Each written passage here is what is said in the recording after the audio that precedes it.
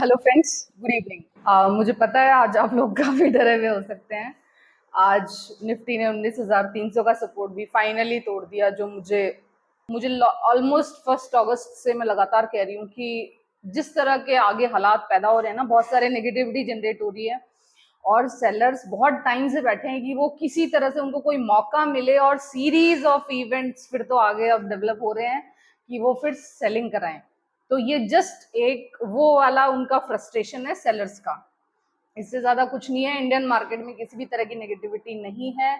आपकी जो भी अच्छी अच्छी स्क्रिप्ट्स हैं अभी उनको थोड़े टाइम के लिए पकड़ के रखें, है ना। देखो, मुझे नहीं पता आपके पास क्या क्या स्क्रिप्ट्स, आप लोगों के पास अलग अलग तरह की स्क्रिप्ट्स हैं। मुझे सिर्फ मेरी स्क्रिप्ट्स का तो मुझे बहुत अच्छे से पता है कि किस स्क्रिप्ट में प्रॉफिट बुकिंग कर लेनी चाहिए, किस स्क्रिप्ट में अभी बने रहना है, किस स्क्रिप्ट में अभी एवरेजिंग करनी है। लेकिन आप लोग जो मेरे से एकदम से क्वेरी पूछ रहे हो ना, किसी भी कंपनी का नाम पूछ रहे हो, तो आपको आधी अधूरी जानकारी देना मुझे इस वक्त उचित नहीं लगता। निफ्टी इस वक्त अपना सपोर्ट ब्रेक कर रहा है। 19,300 निफ्टी का एक बड़ा सपोर्ट था और अब निफ्टी का जो सेकंड सपोर्ट है इसके बाद में वो शायद 19,000 भी टूट जाए, क्योंकि आगे जिस तरह के हालात डेवलप हो रहे हैं तो मुझे पूरी उम्मीद है कि अब जो सेलर्स है ना वो हर छोटी से छोटी न्यूज को सेल कराने की कोशिश करेंगे मार्केट में, जैसी भी न्यूज हो, है ना।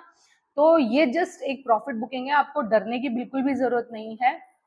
आज के ओवरऑल मार्केट में जितना भी मिड कैप स्टॉक्स है उन सब में हैवी सेलिंग थी। तो वो सेलिंग किस वजह से थी कि निफ्टी के मिड कैप स्टॉक्स ने बहुत अच्छा गेन दे दिया पिछले टाइम में। तो ये अब उसकी एक प्रॉफिट बुकिंग टाइप्स आई है, क्योंकि कोई भी चीज एक बार इतना चलने के बाद फिर ठहराव लेती है, वहां पे प्रॉफिट बुकिंग आती है।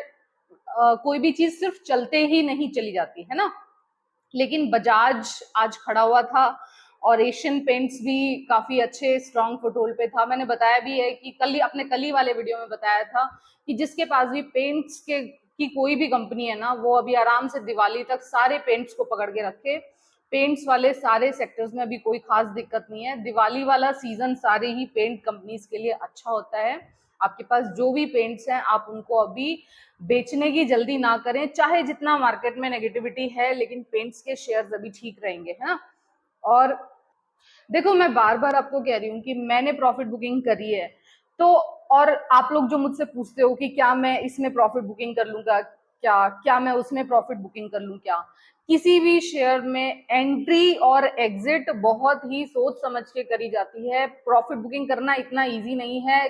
केवल मैं टेक्निकल चार्ट देख के आप लोगों को इस वक्त कुछ भी बता दूंगी ना, वो चीज शायद उतना अच्छे से लागू ना हो, क्योंकि मार्केट में एक्चुअली कोई नेगेटिविटी नहीं है, केवल प्रॉफिट बुकिंग है। तो प्रॉफिट बुकिंग में क्या होता है, कोई भी कंपनी में जितना भी पीक उसको जाना होता है, उसके जाने के बाद में अब अगर कंपनी में आगे संभावनाएं नहीं बन रही तो उसमें फिर फाइनली सेलिंग आती है और उसमें बड़ी सेलिंग आती है। अभी चल रही है प्रॉफिट बुकिंग। प्रॉफिट बुकिंग के टाइम पे क्या होता है ना कि कुछ नहीं पता होता कि ऑपरेटर किस शेयर को कितना ऊपर नीचे लेके चला जाए, है ना। तो इसलिए बहुत जरूरी है कि कंपनी के फंडामेंटल्स जाने बिना कंपनी में आगे क्या सिचुएशंस डेवलप हो रही हैं। आज मतलब इस मार्केट में अगर मैंने 10 जगह से प्रॉफिट बुकिंग की है ना, तो उसके पीछे स्ट्रॉन्ग रीजंस थे। मुझे उन कंपनी की एक एक खबर का पता था, या अब भी जो कंपनीज मैंने अपने पोर्टफोलियो में रखी हुई हैं और जिन पे मैं एवरेजिंग कर रही हूं और करूंगी, उन कंपनीज के बारे में भी मुझे एक एक न्यूज का पता है। तो इसीलिए मैं आप लोगों को बार बार कहती हूँ कि शेयर मार्केट में न्यूज से अपडेटेड रहना बहुत जरूरी है। और मैं अपने चैनल पे पूरी कोशिश कर रही हूँ हर सेक्टर को एटलीस्ट कवर करने की। ये अभी मेरे अपना बाइंग्स वाला काम खत्म हो जाएगा, उसके बाद में मैंने शुरू भी कर दिया है। पहले मैं अपने अपने न्यूज के अलावा कोई और कंपनीज को देखा नहीं करती थी, लेकिन अब जो भी अदर कंपनी भी मेरे सामने आती है और उसकी भी कोई भी अच्छी या बुरी न्यूज आती है, तो मैं कोशिश करती हूँ उस न्यूज को आप लोगों को बताने की। और अभी अभी देखो, अभी क्या हो रखा है ना, आज ही आरबीआई की तरफ से एक स्टेटमेंट आया है जिसकी वजह से मार्केट में थोड़ा नेगेटिविटी है। एकदम ये 19,300 का जो सपोर्ट टूटा है उसकी बड़ी वजह ये है कि मॉनेटरी पॉलिसी कमेटी, आरबीआई की मॉनेटरी पॉलिसी कमेटी की तरफ से एक बयान जारी हुआ है कि उनको ऐसा लग रहा है कि अभी इन्फ्लेशन आगे जारी रहेगा। ठीक है, मैं मानती हूँ इन्फ्लेशन आगे जारी रहेगा। जिस तरह की इंडिया में देखो, इन्फ्लेशन क्या होता है, इंडियंस के पॉकेट में पैसा होना और वर्सेस बाहर चीजें कम होना। मैन्युफैक्चरिंग अपने यहाँ भी उतनी नहीं है, है ना, मैन्युफैक्चरिंग कह लो, या फिर अभी आपको पता है कि फूड, जो ये आलू टमाटर प्याज इस तरह की चीजें, जो भी स्टेपल फूड है सारा, कल मैं वो डेटा भी देख रही थी कि फसलें भी बहुत खराब हुई हैं, जितना भी ऑयल सीड है वो सारी फसलें खराब हुई हैं, और दालें सारी खराब हुई हैं, दालों की फसलें बहुत खराब हुई हैं। तो ये ओवरऑल जब अपने इंडियन मार्केट में प्रोडक्शन इनका कम हो रहा है और सप्लाई, मतलब डिमांड उतनी की उतनी बनी हुई है, लोगों के पास पैसा भी है, तो इन्फ्लेशन तो होना बट ऑब्वियस है। लेकिन इंडिया में इन्फ्लेशन उतना बड़ा इशू नहीं है जितना बड़ा इशू ये यूरोप में और अमेरिका में बन जाया करता है, क्योंकि अपने यहाँ लोगों के पास पैसा भी है, अगर चीजें कम होती हैं तो वो खरीदने से नहीं चूकते, वो उनको जो खरीदना होता है वो खरीदते ही हैं, फिर चाहे वो चीज कितनी भी महंगी हो जाए, है ना। कुछ एक दो चीजों का बता देती हूँ, जैसे कि ओएनजीसी के शेयर में आज तेजी थी, तो वो इस वजह से थी कि क्रूड महंगा हो गया है। देखो, क्रूड महंगा जैसे ही होगा ना, तो एक उसका सीधा सीधा असर ओएनजीसी के शेयर पे पड़ेगा। वो ये कि क्रूड महंगा होते ही अपने जो इंडियन आईओसी, एचपीसी, बीपीसी है, वो ओएनजीसी से महंगा क्रूड लेना शुरू कर देंगे, उसकी प्रॉफिटेबिलिटी बढ़ जाएगी, तो उसके शेयर का रेट बढ़ने लगेगा, है ना। लेकिन क्रूड महंगा बहुत ज्यादा दिनों तक मुझे नहीं लग रहा सस्टेन कर पाएगा, हार्डली 15-20 दिन की बात और है। मैंने अपने आज वाले सुबह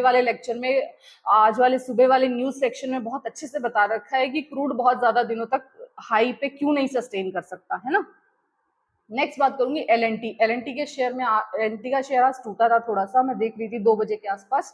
एलएनटी जैसे शेयर में इस तरह की प्रॉफिट बुकिंग आना, वो इसलिए कि एलएनटी एक बहुत बड़ा जंप ले भी चुका है। मैंने भी 2-3 दिन पहले जब एलएनटी को अपने न्यूज सेक्शन में कवर किया था, तो मैंने आपको ये बताया भी था कि एलएनटी जैसा शेयर लॉन्ग टर्म के लिए इस वक्त बहुत अच्छा है। एलएनटी के पास जितना ऑर्डर बुक है, जितनी स्ट्रॉन्ग ये कंपनी है उसके हिसाब से, लेकिन अभी तुरंत नहीं लेना। इसमें एक प्रॉफिट बुकिंग के बाद अगर ये अच्छे लेवल्स दिखाता है, तो उसके बाद जिन भी लोगों को जो लोग म्यूचुअल फंड में पैसा लगाते हैं ना, वो एलएनटी का शेयर खरीद लो 1-2 साल के लिए, उनको म्यूचुअल फंड से बेहतर रिटर्न मिल जाएगा एलएनटी के शेयर में। और मतलब वैसा भी पोर्टफोलियो स्टॉक भी है अच्छा एलएनटी का शेयर।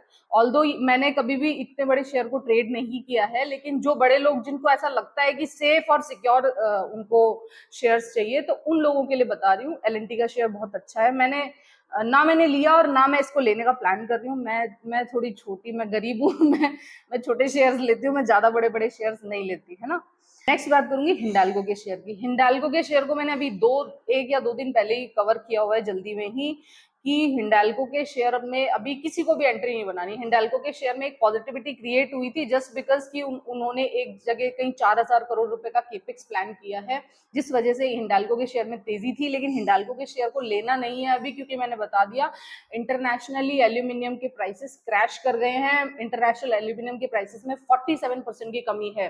तो आगे आने वाले क्वार्टर्स में संभव है कि हिंडाल्को के रिजल्ट्स उतने अच्छे ना आए, इनकी प्रॉफिटेबिलिटी उतनी ज्यादा ना आए, है ना। अभी अपकमिंग 1-2 क्वार्टर्स में हो सकता है।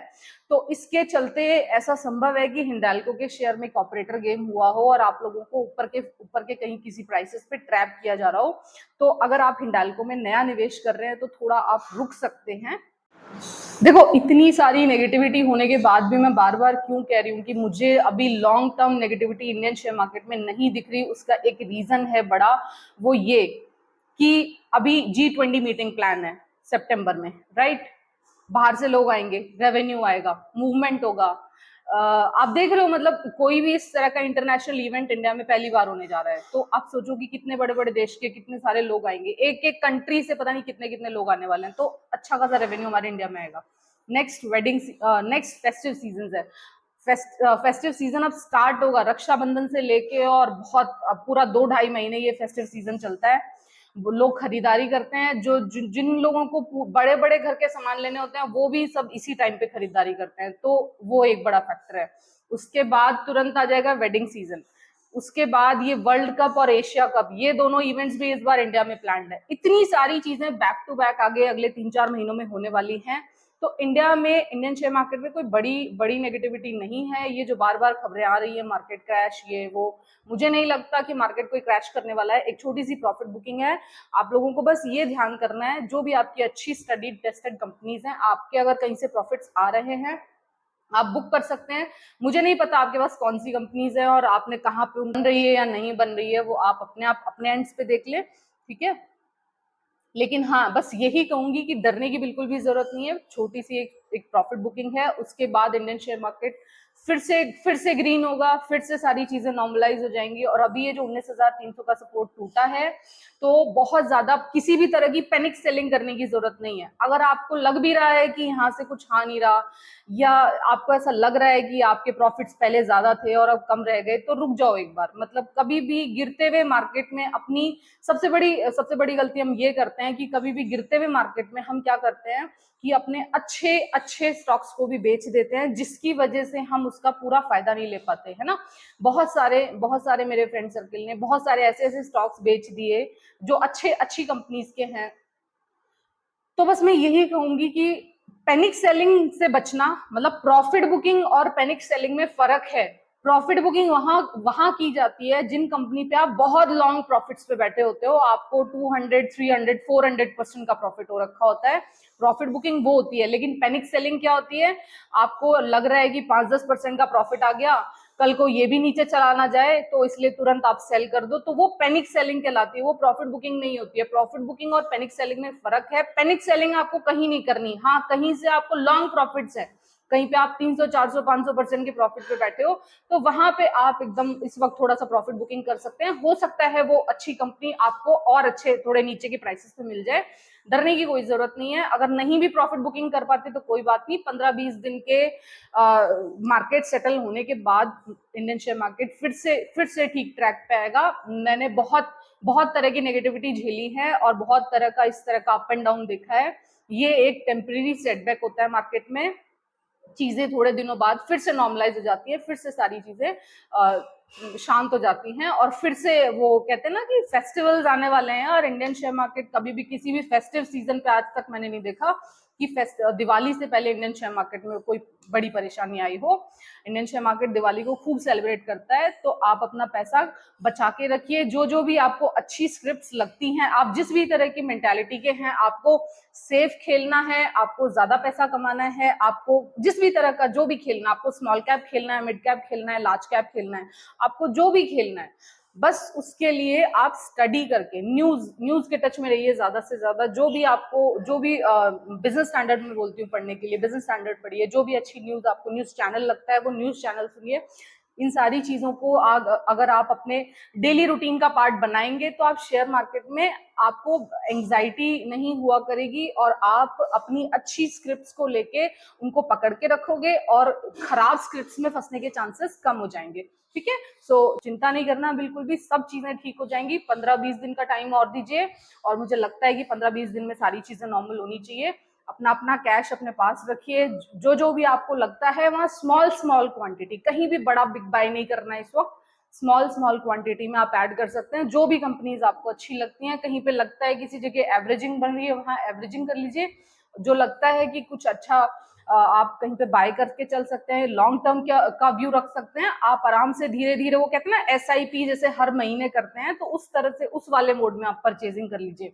लेकिन कभी भी भागते हुए शेयर के पीछे आप परचेजिंग करने की कोशिश मत कीजिए। भागते हुए इस वक्त जितने भी शेयर जो टॉप पे हैं या भाग रहे हैं, या जिन शेयर्स में अभी सर्किट लग रहे हैं, 5-5, 6-6%, 10-10% बढ़ के दिखा रहे हैं, कोशिश कीजिए उन शेयर्स में आप एंट्री ना बनाएं, क्योंकि पूरी पॉसिबिलिटी है कि उन शेयर्स में इस वक्त केवल और केवल ऑपरेटर गेम चल रहा है। मैंने एक नहीं, मैंने बहुत सारी लिस्ट ऑफ कंपनीज ऐसी देखी हैं जिनके फंडामेंटल्स में कोई दम नहीं है, उनके रिजल्ट्स बहुत खराब आए हैं, लेकिन बावजूद इसके वो कंपनीज 5-5 और 10-10% बढ़ रही हैं।